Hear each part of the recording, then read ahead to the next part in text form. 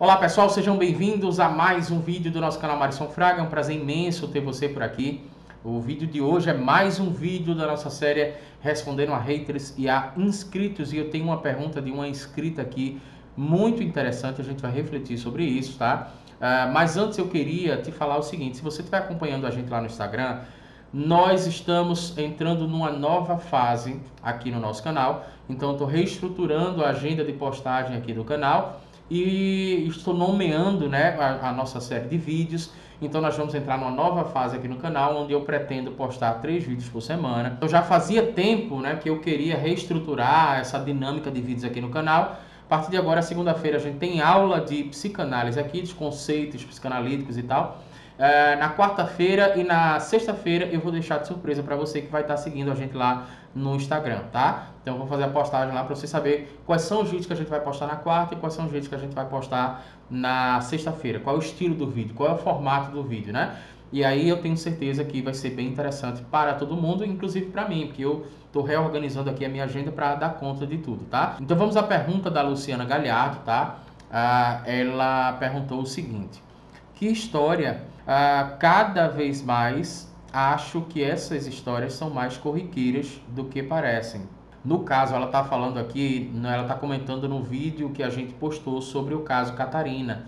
Então, só para você entender, esse caso Catarina é um caso clínico de Freud, de Sigmund Freud, do final do século XIX, e é um caso que está no livro Estudos sobre Histeria, né, de 1895, que foi o livro que Freud escreveu junto com Joseph Breuer. Esse caso Catarina, ele não é nenhum caso, assim, não é um caso conhecido desse livro, mas é um caso que tem um desfecho impressionante.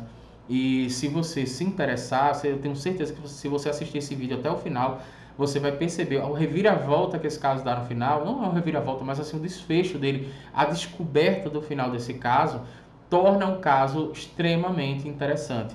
Um caso que parecia ser simples e no final você tem uma revelação ali, e eu acho que é uma experiência maravilhosa, principalmente para quem se interessa pela psicanálise. Então você pode buscar aqui no nosso canal o caso Catarina. A Luciana Galhardo assistiu e viu e comentou lá, né? Por isso que ela fez, ela expressou essa interjeição aqui logo no início. Que história! Aí ela coloca: cada vez mais acho que essas histórias são mais corriqueiras do que parecem. E aí ela pergunta, né? Toda criança ou adolescente tem uma tragédia, grande ou pequena, para chamar de sua? Minha pergunta é: existe alguém que nunca sofreu nenhum trauma? Como seriam ou como são essas pessoas? Sabe o que eu achei interessante? Porque antes eu tinha colocado na ordem aqui das perguntas, quando eu estava colhendo as perguntas, e eu sei que se você estiver acompanhando o nosso canal, principalmente nos últimos dias, você provavelmente se fez uma pergunta e eu disse que eu ia comentar sobre essa pergunta, a tua pergunta ainda está aqui na lista, tá? Quando eu estava fazendo o levantamento das perguntas, a da Luciana era a próxima, e aí eu percebi que essa pergunta, essa resposta que eu vou dar hoje, acaba sendo, de certa forma, um complemento do vídeo de ontem.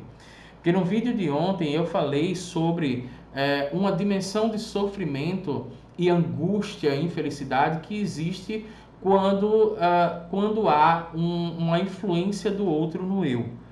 E aí a gente pode continuar aquela discussão de ontem para responder a pergunta da Luciana. Eu já fui visitado por essas perguntas aqui no canal em algumas situações, e eu não sei se é o caso aqui, mas eu tenho a impressão que muita gente que faz essas perguntas, por exemplo, como é que eu faço para não trazer sofrimento para o meu filho quando ele estiver vivenciando o complexo de Édipo? Como é que eu faço para que meu filho não vivencie a angústia de castração? Como é que eu faço para que o meu filho não fique fixado em uma das fases do desenvolvimento psicossexual proposto por Freud? Então, de certa forma, me parecem ser as mesmas perguntas, porque quando a gente vai observar, na maioria das vezes, a impressão que eu tenho, e volto a dizer, não é o caso, não sei se é o caso da Luciana aqui, mas a impressão que eu tenho é que sempre há, quando a gente está fazendo esses estudos e tendo acesso a determinadas informações, se você estiver falando de pais ou mães, me parece que em algum momento há um movimento de como é que eu faço para proteger o meu filho do sofrimento? Como é que eu faço para anular consequências e efeitos de traumas que eu sei que meu filho vivenciou? Como é que eu faço para blindar o meu filho de determinadas angústias? Então, acho que eu vou falar pela terceira vez, eu não sei se é o caso da Luciana aqui, mas eu percebo que essa pergunta, ela me visita aqui no canal em diversas situações, em diversos períodos, e a impressão que eu tenho é que, na maioria das vezes, são perguntas feitas por pais que estão refletindo sobre a forma como lidar com filhos e tal. Então existe naturalmente um movimento nosso de querer proteger e blindar os nossos filhos de sofrimento e muitas vezes até fazer com que nossos filhos não passem, não sofram o que a gente sofreu. Mas eu digo a você o seguinte, eu acho que é um negócio que eu vou falar agora que vai ser angustiante, mas vai ser reconfortante ao mesmo tempo. Não tem como você fazer isso, tá? Por que eu estou falando que não tem como? Não tem como blindar filhos de sofrimento. Não existem pessoas sem traumas. Não existem pessoas que não tenham conflitos, não tenham angústias. Esse conceito, só abrindo parênteses aqui, esse conceito de trauma, ele é muito discutido, tá? Porque existem pessoas, por exemplo, profissionais da área de saúde mental que vão falar que essa questão de trauma vem de um evento que não é corriqueiro do ser humano. Já existem outros teóricos e outras pessoas, profissionais da área de saúde, pesquisadores que vão falar que o trauma ele pode ser vivenciado a partir de um evento que é corriqueiro, como por exemplo ir no dentista, talvez a pessoa ande de avião a cada 6 meses, ou a cada 3 meses, ou todo ano, mas quando chega aproximadamente aos 40 anos, essa pessoa desenvolve a fobia. Então isso acontece. Até então era muito normal ela estar andando de avião, quer dizer, voando, né? Mas a partir daquele momento algo aconteceu e aquela pessoa, a partir daquele momento, acaba percebendo que algum trauma aconteceu, ela tem agora alguma fobia que ela não tinha antes. E é uma coisa que aparentemente é inexplicável. Na psicanálise a gente vai fazer algumas investigações, né, do conteúdo recalcado inconsciente e a gente vai perceber que não foi do nada que aquilo aconteceu, mas para a nossa consciência parece ser do nada. Então esse conceito de trauma, ele é muito discutível, né? Então você pode considerar que sim, que toda pessoa ela tem algum trauma na vida dela. Só o fato, voltando a citar o vídeo anterior sobre a presença do outro no eu, só o fato de você chegar à percepção de que existe uma outra pessoa e que existe o outro no mundo, isso por si só já é angustiante e traumatizante de uma forma tão abrupta que modifica várias dimensões psíquicas e dinâmicas psíquicas do ser humano, né? Do ponto de vista, por exemplo, do narcisismo, nós podemos dizer que a pessoa passa da fase autoerótica para a fase narcísica. Então é com a entrada do outro que vai começar a ser constituído o que Freud chamou na sua primeira tópica de ideal do eu, e na segunda tópica ele traz como superego, né? Ele faz uma reformulação e traz como superego. Quer dizer, tudo modifica, é uma constatação que traz sofrimento absoluto para o ser humano, que traz angústia, que é a presença do outro no eu. Então, nós como pais, como mães, não temos como blindar o nosso filho de sofrimento. E tem outro detalhe aí, que é o seguinte: quando você está falando de diagnóstico estrutural, você está falando, por exemplo, de estrutura de personalidade, né? Na psicanálise, você só pode ser neurótico, perverso ou psicótico. Então, na psicanálise, quando a Luciana ela pergunta aqui, né, como seriam essas pessoas, no caso, como seriam ou como são essas pessoas? Existe alguém que nunca sofreu nenhum trauma? Olha só, a vivência da angústia de castração já é traumático, né? É traumático, por exemplo, muitas vezes constatar que o seu pai pode lhe aniquilar. É traumático para a criança constatar que o seio da mãe não está disponível no momento que ela quer. A Melanie Klein vai trabalhar muito nessa questão de seio bom, seio mal, né, a possibilidade e como seria saudável a possibilidade de assumir que nós também sentimos ódio das pessoas que amamos. Como isso é saudável psiquicamente, né? Não, eu estou falando de alimentar o ódio, mas chegar à constatação. Como é libertador chegar à constatação que você odeia quem você ama. Haja visto que o contrário de amor, não foi e nunca vai ser ódio. Então nós temos, mesmo que você considere uma vida que é saudável psiquicamente, nós temos vários acontecimentos que são angustiantes, que são traumáticos, e como eu falei no vídeo de ontem, eu falava sobre a presença do outro e a influência do outro no eu. Só o fato de existir uma outra pessoa no mundo, isso por si só já representa uma ameaça para mim. Porque o seio da mãe não está à minha disposição na hora que eu quero. A mãe não está na minha disposição na hora que eu quero. O pai pode me aniquilar a qualquer momento. Então a mãe acaba sendo muitas vezes objeto de desejo. Quando eu estou falando mãe aqui, eu estou falando de função materna simbólica, tá? Porque tem mãe que não ocupa esse lugar de função materna simbólica. Quando eu estou falando de pai, também estou falando de função paterna simbólica. E não tem nada a ver com questão biológica.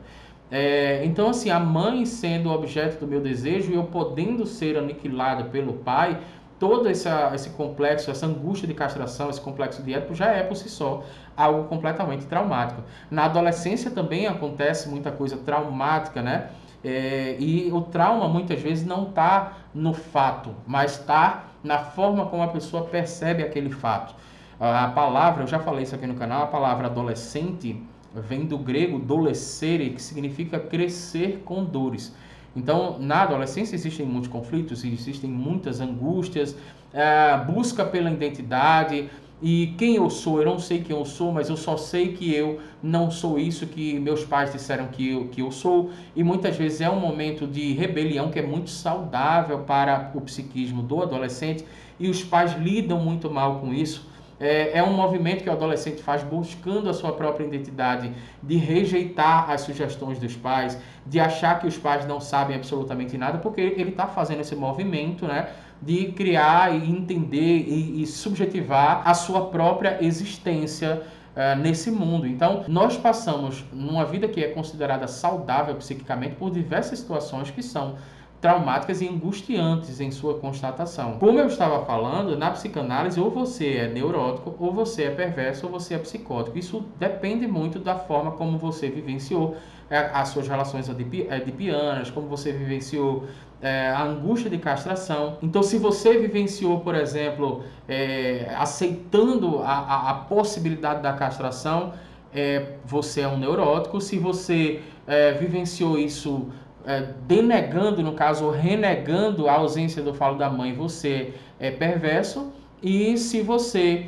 faz internaliza a foraclusão do nome do pai, ou melhor, não internaliza o nome do pai, justamente com o mecanismo de defesa que é conhecido como a foraclusão ou forclusão, que é um conceito mais trabalhada por Lacan, você é um sujeito que tem uma estrutura de personalidade psicótica. E essas três alternativas falam sobre como é vivenciado um período extremamente traumático, que é a angústia de castração. Inclusive, eu diria mais, se você for um pai ou uma mãe, principalmente um pai que ocupe o lugar de função materna simbólica, e se você é uma mãe que também ocupa o lugar de função materna simbólica e você quiser proteger o seu filho de toda angústia, de todo sofrimento, é muito provável que você esteja desenvolvendo aí, pelo menos criando um ambiente que seja favorável para a criação de relações simbióticas e, consequentemente, mais favorável ainda para a foraclusão do nome do pai e, posteriormente, ou seja, consequentemente, você vai estar criando um ambiente favorável para a criação de um sujeito que tem uma estrutura de personalidade psicótica. Ele pode, inclusive, até não delirar, ou, no caso, alucinar, né? Ele pode não alucinar, mas ele vai ser, essencialmente, um sujeito delirante. Então, querendo proteger um filho de uma angústia, de um sofrimento, você definitivamente vai estar atrapalhando muito mais o seu filho. Fora que acaba sendo, aí, muitas vezes, uma pessoa que não tem tolerância à frustração, uma pessoa que vai se decepcionar muito na vida, porque vai existir um momento, né? E várias dimensões do sujeito que você não vai poder estar lá. Então, de fato, eu acho que esses comentários que nós trouxemos aqui respondem a essas perguntas. Toda criança ou adolescente tem uma tragédia grande ou pequena para chamar de sua, com toda certeza, inclusive aquelas que nós entendemos que vivenciou um período na infância muito saudável psiquicamente, e ainda assim ela teve que lidar com conflitos como angústia de castração, as relações edipianas, né? A questão do nome do pai, por exemplo, enfim, a constatação da presença do outro no eu e por aí vai. Minha pergunta é, existe alguém que nunca sofreu trauma? Não existe essa pessoa. E como seriam ou são essas pessoas? Elas não existem. Ou você é neurótico, ou você é psicótico, ou você é perverso, tá? Então eu espero que você tenha entendido. Um forte abraço. Se inscreve no nosso canal, ativa o sininho e segue a gente lá no Instagram, que eu vou estar postando ainda hoje a nossa nova fase do canal. A partir da próxima semana a gente já entra com essa agenda, tá? Eu te vejo por lá e até a próxima.